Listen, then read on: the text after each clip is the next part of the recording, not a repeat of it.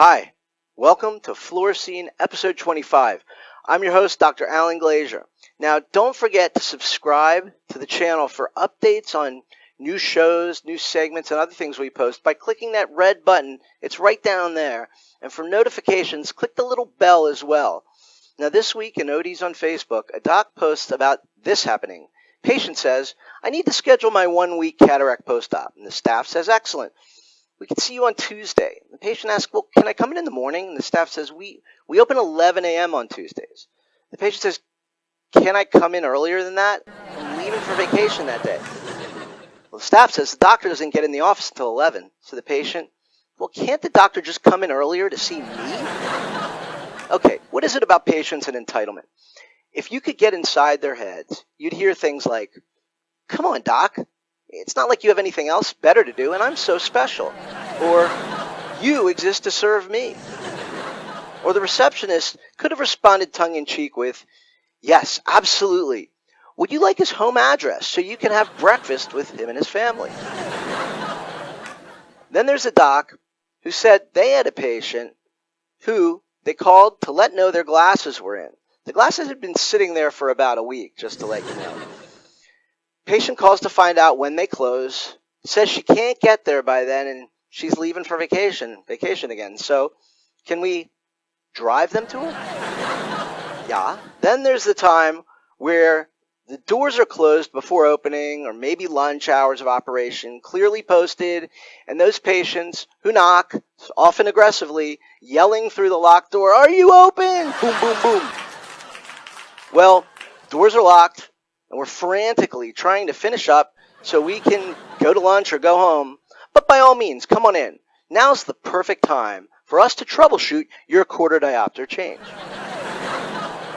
Maybe if I thought for a second that these people would be grateful, I'd consider this every once in a while. But age, wisdom, and experience has taught me that people will walk all over you if you don't set firm boundaries around your opening and closing hour. Now, in the Parent of the Year Award department, one of my favorite departments, a doc posts about a 14-year-old boy who was playing rubber sword tag in the dark on the basement on the 4th of July. And guess what happened? The conversation with the parent went like this. The mother went like this. Doc, well, he has anterior uveitis, hyphema, 2 iris tears, and a retinal hemorrhage. So far. The mom's eyes well up, and the doc says, it'll be okay. I believe he'll recover just fine. I'm so glad you ended up bringing him in. And the mom says, oh, no, doc, that's not it. It's just that, are you saying he may not be able to play in his baseball tournament this weekend? Well, when the father was brought into the conversation, it was even worse. His attitude was, so?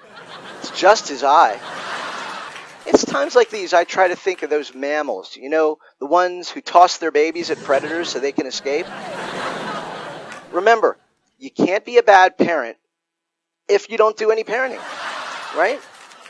Now, an OD asks his colleagues, which one of you fools has your patients wear their glasses as you bring the phoropter towards them? Docs posted every single day. Ugh, we hate this. It's like an eye exam lane. It's not a drive-through car wash, right? Then there are those who ask if they should open their eyes behind the phoropter. And then there are the patients who put their foreheads, yes, in the chin rest. It never ceases to amaze me, especially how myopes ask questions like they've never had an eye exam before, haven't done it 100 times, and don't know what to do each time. Now, a doc brings up when you're trying to take entering acuities, and the patient asks if they should take their glasses off. Well, one doc had a great response for this. He said, leave them on. Let's make it a fair fight. Now, we've got a great show for you today. Dr. Jeff Willeen is here, who currently serves as chair of the Research and Graduate Studies Committee, as well as the Association Dean for Research at the Ohio State University College of Optometry. Now, Dr. Willeen has been a principal investigator in multiple influential studies in everything from pediatrics to contact lenses to keratoconus, just to name a few. And he's considered one of the world's leading experts on myopia control. We welcome back Dr. David Kading and Dr. Mile Brewitt with another episode of Optometric Insights and our segment with compelling clinical images from the past few weeks in ODs on Facebook.